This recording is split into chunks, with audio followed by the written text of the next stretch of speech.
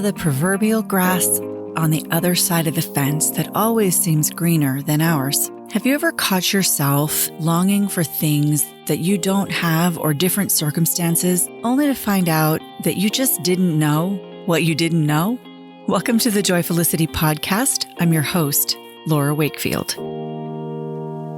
For any of you who don't know, I am the mother of 9 children, 7 boys, 2 girls. These days, my youngest is 16, almost 17, and my oldest is 33, so I'm not in the young parenthood stage anymore. But for the first 20 years of parenting, I was a stay-at-home mother. I worked up until just a couple weeks before my oldest child was born, and I always did things from home like running a daycare and making political fundraising calls, things like that to earn a little extra income for our family. But for the first 20 years, I did not work outside the home, and I was privileged to be able to be at home raising my young children. There's a funny thing, and I'm about to share some things that might be a little bit unflattering about myself. So I'm doing this to make a point of some things that I've learned along the way. So I hope that you'll withhold judgment until the very end. But when I was a stay-at-home mom, in all honesty, I didn't know how lucky I was. I didn't know what I didn't know. Sometimes I would look at the working moms, and I don't know why this was, but I had this perception that all working moms had housekeepers and nannies and support staff that were doing all of the at-home work for them. And they were just going to these glamorous jobs and having wonderful interactions intellectually with other adults. And I had this perception of working parents that was quite different than what I now know it to be. But I really kind of idealized it in a way on the one hand, and sometimes felt a little bit bored in what I was doing. I have a very high IQ, and sometimes I felt like I wasn't fulfilling, my full potential by being at home with little kids. I had those thoughts sometimes. The majority of the time, I was very, very happy. And I had deep religious convictions at the time that really made me feel quite peaceful and centered that what I was doing was the right thing to be at home with my kids. But I had moments of deep discontentment. And to add to that, back in I don't know if this is still going on, it may be, but back in the 90s and early 2000s when I was raising my older kids, there was a big mommy war going on out in the media and even privately between the at-home moms and the working moms and who had it hardest and a lot of judgment going back and forth. And so because I felt a little bit discontented perhaps, or sometimes I would hear very negative commentary aimed at the stay-at-home moms from the working mom camp, things like we were leeching off of our husbands and all just the negative stuff that goes on between people on different sides of a story, I would get a little defensive. So on the one hand, I was feeling slightly envious of the working moms. On the other hand, there would sometimes be feelings of judgment coming from me toward them, that maybe they didn't love their kids as much because they weren't showing up at the school to volunteer as much as I was, or you know how it goes. I don't want to share too much because I'll make myself sound awful, but I don't think I'm alone in this. We all have our little moments where we aren't very kind to other people or to ourselves based on our circumstances and deep internal struggles that we have regarding them. Now, it's funny how life goes and turns around to teach you the lessons that you need to learn, because a little bit later on, after the first 20 years of parenting, my life changed quite dramatically overnight. And I was not able to be a stay-at-home mother anymore. And so for the last 15 or so years of parenting, I have not had that privilege. And I have been working very, very hard. My finances changed significantly. And I had to go out into the workforce, often working multiple jobs while trying to raise these same 9 kids, 7 of whom were still at home in the beginning. I still have 5 at home with me now. Without the support of a spouse, I do have some child support, of course, but as anybody who receives child support knows, that barely scratches the surface, generally speaking, on supporting the children. And so it's been a struggle, to say the very least, to make this happen. I haven't had all those glamorous experiences that I once envisioned when I pictured working moms. I haven't had a housekeeper during this time. I haven't had a nanny during this time. So I've done all of the at-home stuff that I used to do. And on top of that, I'm also trying to earn income for the family. And as anyone who has struggled to balance these two things, you know how difficult that is. I want to venture to say nearly impossible to do as well as if you're trying to do just one or the other. When you try to do both as a single person, it becomes a very daunting task and often quite exhausting. On the other hand, I have had great fulfillment through my career opportunities. My clients, I've met so many amazing people. I've learned and grown in ways that I can't even quantify. So the point that I'm making through all of this isn't so much whether you should be an at-home mom or a working mom or anything in between. It's that we don't know often what we don't know. And sometimes we look at other people's lives and we envision them as being different than they actually are because all we see is what's on the surface. We don't really know how that other circumstance would feel inside of us if we actually finally had it. And I can't tell you how many times that fantasy has been in reverse for me, wishing that somehow miraculously I could just go back to being a stay-at-home mom and taking care of my home and family and having less pressure on me.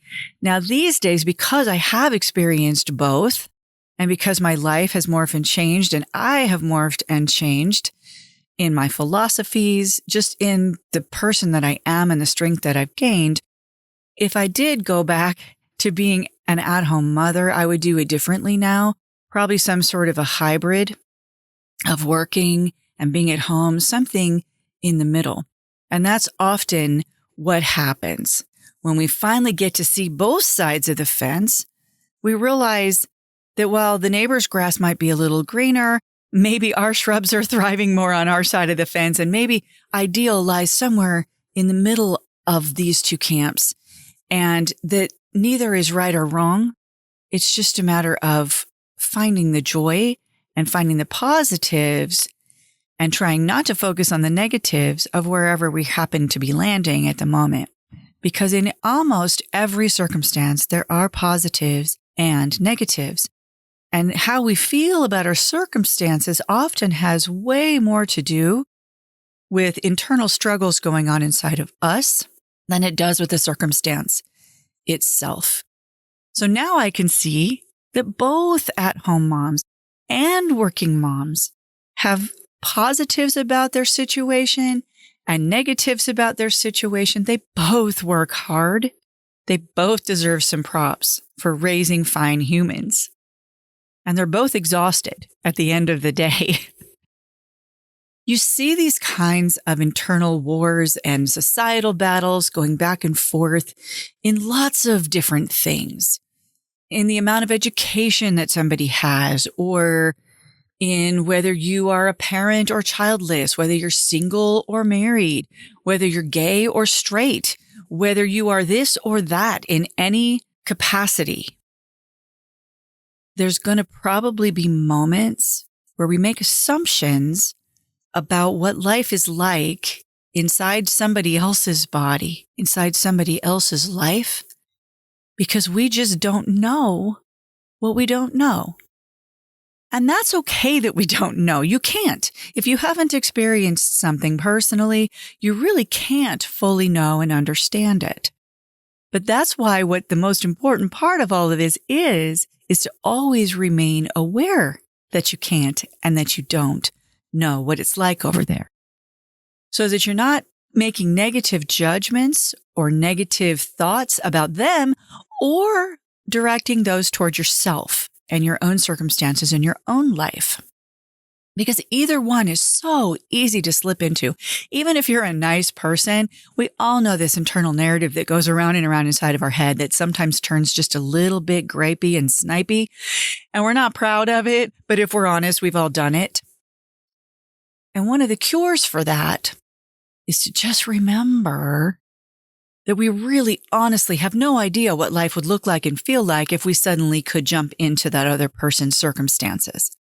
We won't know that unless life gives us an opportunity to experience that. And quite often it will. And so be prepared. When you pray for strength or when you pray for different circumstances, sometimes you're going to get them. And sometimes they won't always be exactly the way that you thought. But they might be just what you need at that point in your life. But I've been thinking a lot recently about how to combat this problem that we all seem to have, that we tend to want to live somewhere in our minds, either in the past, the life we used to have, or the future, the life we wish we had, or looking over at somebody else's life and kind of dreaming about those things that we don't have or those gifts or talents that we don't have. We tend to live somewhere else other than where we are, with a slight amount of discontentment often for the place that we are sitting. And this is normal because part of what keeps us motivated as humans is that little subtle sense of discontentment. But how do we live a joyful and happy life when all of that is going on internally? And in my own mind and in my own heart, I've had a phrase that popped up in my journaling a couple of weeks ago and won't seem to leave me. So I know that this is important. It comes into my mind nearly every day. And when that starts to happen for us, we know that this is some sort of a cosmic message that's being sent to us. And we better stop for a minute and pay attention to it because it's trying to tell us something important for our life. And the message that keeps coming back to me is this simple question: what still matters no matter what? What still matters no matter what? Meaning no matter what circumstances we find ourselves in, what still matters? Because in one set of circumstances, you have a whole host of activities and things that are associated with that. And in another set of circumstances, that entire list could change. So what are the constants? What would still matter as a single working mom or an at-home mom? What would still matter as a single person or a married person? What would still matter as someone, with great wealth and means versus someone that does not have that, or any polar opposite circumstances that you can think of? What still matters no matter what? What are those common threads? And my list may not be the same as yours, although I think that there are some common ground ones that most people would say. But when I think about that, there's certain ones that come immediately to my mind. And this is very much on my mind this morning as I'm recording this podcast, particularly because now this phrase has been in my mind, remember, for the last several weeks, something I've been thinking about. At this moment, last night, I found out that some of my close family members have been evacuated due to a fire in their area. And as of this moment, their homes and all of the family members are safe, but they're very much threatened at this time, particularly the homes. And so, all of that is kind of an open question at the moment, but those kinds of moments will really bring this question to the forefront. When everything that you think you know about your life could possibly change overnight. And these things do happen. I personally know and have met and talked to 4 different people from 4 different parts of the country who have lost their homes to fires, lost every single thing that they own, all their family pictures, everything. In one of the cases, even some family pets, which are family members. It happens. Things happen. Job loss, sudden illness, sudden divorce that was unexpected, financial loss like I had that was unexpected. Things happen in this life that can suddenly take your circumstances and your life as you know it and turn it over on its head. So circumstances are not always constant and not always within our control. And when those things do happen, often they are quite tragic things. Sometimes they can be very positive things. You walk out the door one day and meet the love of your life, and you weren't expecting that day. So it's not always something negative. But those moments in our lives where everything is hanging in the balance, everything as we know it is hanging in the balance, what things come immediately to the forefront of your mind? And those are the things that still matter no matter what. And every single person that I've talked to that has lost a home to fire or has come through the fire of adversity like that, one of the first things they say is, at least my family's okay, if their family's okay. But they immediately start looking for their family, and nothing else matters in that moment than their family. Are they okay?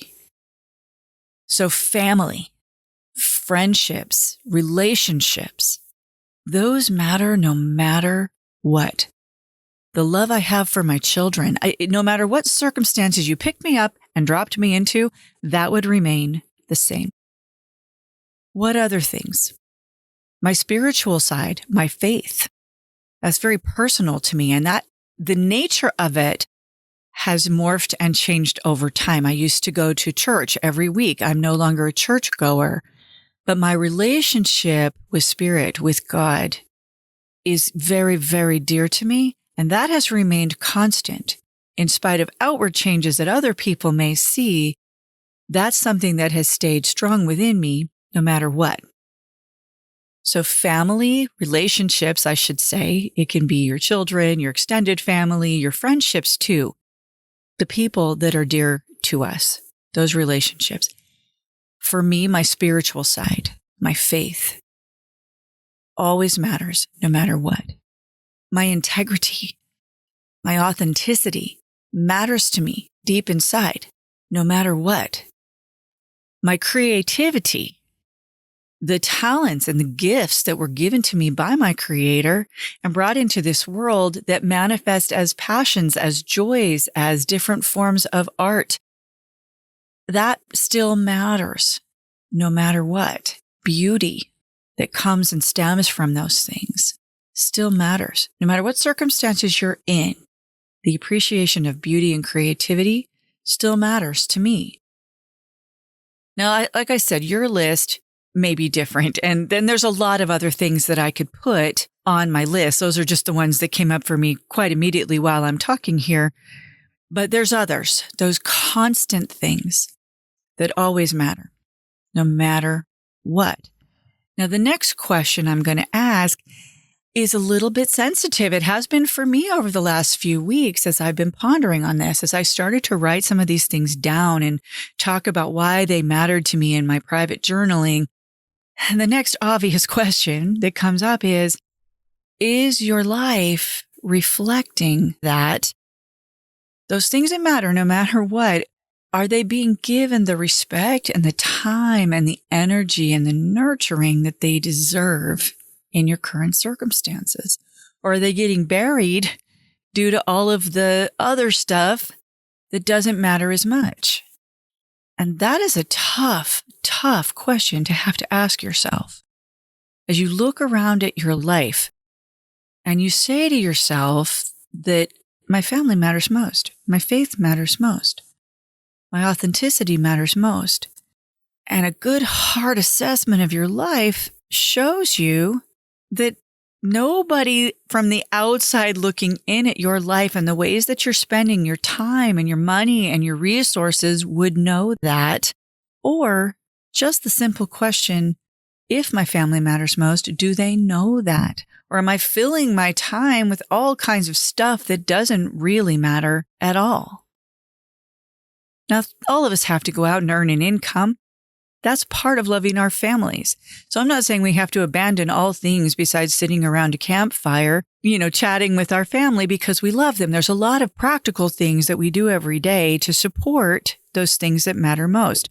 Those may change over time, obviously, depending on our age and our familial circumstances and all those kinds of things. The outward manifestations may change.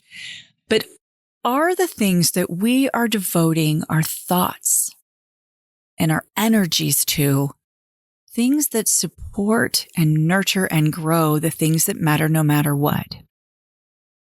Because there's a ton of people who have devoted themselves to their career, for instance, and then they wake up on the day that they retire and they don't know who they are. And they have a massive crisis a week later when they realize that the company's already replaced them and has moved on just fine without them. Meanwhile, they go home to their families and they don't know how to talk to each other anymore. they've lost their connection because too much of the time and energy and focus became turned toward that career at the expense of the family. That is a very, very common crisis. People will have their midlife crises that we talk about, often because they abandon their authenticity and their creativity in the pursuit of the other things that they supposedly wanted in life, but often it was things society told them they should want, or keeping up with the Joneses they thought they had to do to be successful, forgetting completely that success and authenticity, true success and authenticity, are very tied. And so they wake up at 50 and realize they don't know themselves anymore. They have the big house and the car and the this and the that and all the stuff.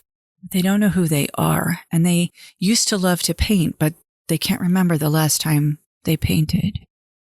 I heard a story one time of this executive that he was a big-time CEO of a big company, and I'm not going to say which because I don't want to call him out. He was telling this story in a private meeting with a few of us, but he was a lovely, lovely man, good guy. But he really had been very, very successful in his business and was very well respected there. But he had kind of a shock one day when he had an opportunity to take a job, a job upgrade, I guess you want to say. It was with the same company, but a bit of a promotion, but it would take him out of town most of the time. But it was going to provide a lot of things for the family that they would have stuff, they would have a lot more money if he took this job. And he sat the kids down and he said, well, what should I do about this? If I take this job, you guys can have this, this, this, and this. But, I'll be gone. I'll be commuting 6 days out of 7 and you won't see me.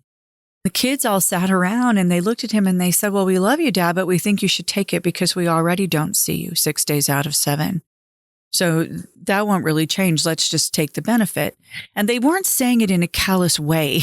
They were saying it quite sincerely and quite honestly. And I think in some ways they were trying to be supportive of him, but it shook him to the core because he suddenly saw so plainly that his kids didn't think it was a big deal if he wasn't there 6 days out of 7, because in very real ways, when he was coming home late at night after they were in bed, they already didn't. And he actually, I don't remember what he said in the story if he didn't take the promotion, but he did make some changes because he realized that one of the things that mattered most to him was simply getting sidelined. Now, he was earning income to support those kids, but he realized within himself, and he was telling us the story, that the balance had gotten off kilter. And that's the key. We all live in this world, and we've got a lot of stuff we have to do that maybe isn't, directly nurturing those things that matter most. At my house, I have to do the dishes every morning. And sometimes it's hard to see the connection between that and my kids, but it is there. And sometimes we can start feeling discontented because we can't just, focus on the ethereal things all the time, because there's a lot of practical things we have to do in our life.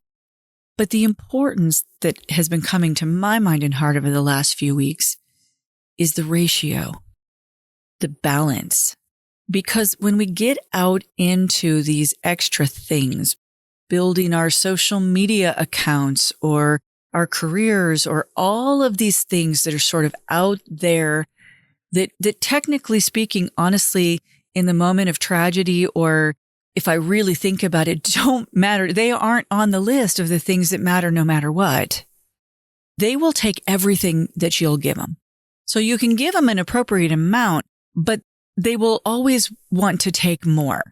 And there will always be this pull. I mean, there's hardly a job out there that isn't going to take from you everything that you will give it.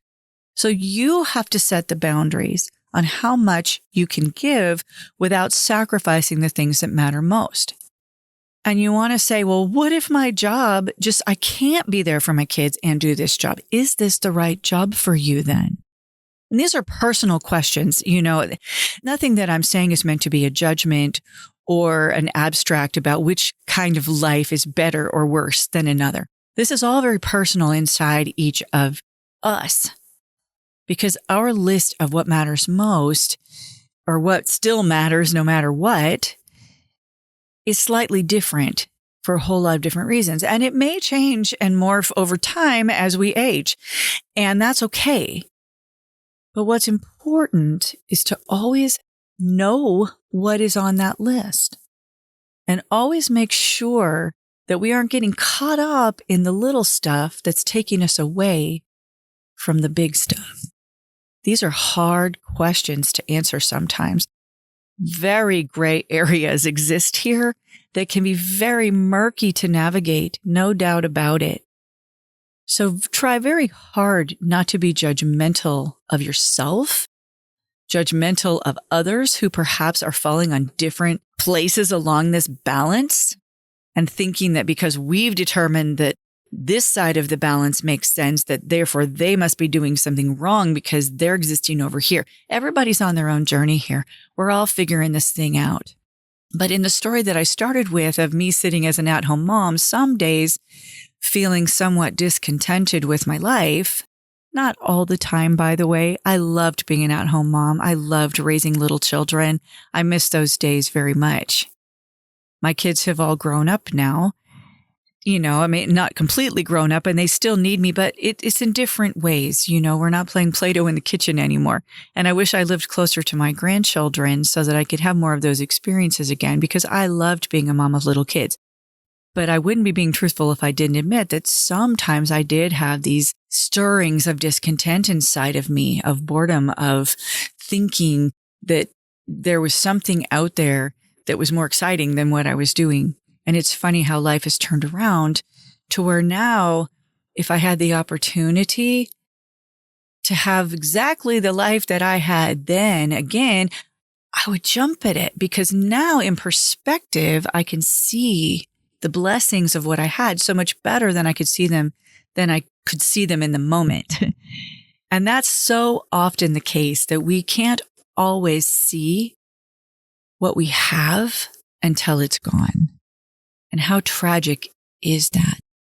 And that's the importance in many ways of personal journaling and personal reflection on a consistent basis, because it helps us get more in touch with that very thing.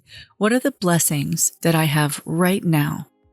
What do I have to be thankful for and grateful for right now? What matters most to me? Because sometimes that discontent is coming because of just a lack of gratitude, and we can solve it simply by starting to keep a gratitude journal and noticing and recognizing the abundance of blessings that we have around us in the moment. Sometimes that discontent is coming because truly our lives have gotten out of balance and are leading us away from the things that matter most, and we have to make radical change. And personal journaling has often been the key for me to help to know the difference. And when I'm not sure, I have found that the answer often is to sit still and keep asking the question until the answers become very clear. Because oftentimes we go running like a rabbit after this or that, trying to solve these feelings that we have inside, and we end up, in a worse place than where we started, if that makes any sense. But anyway, that's my question for you today, is what still matters no matter what? And is our life truly reflecting the answer to those questions? And if not, what changes can we make to bring it more in line? Have a great day, everybody.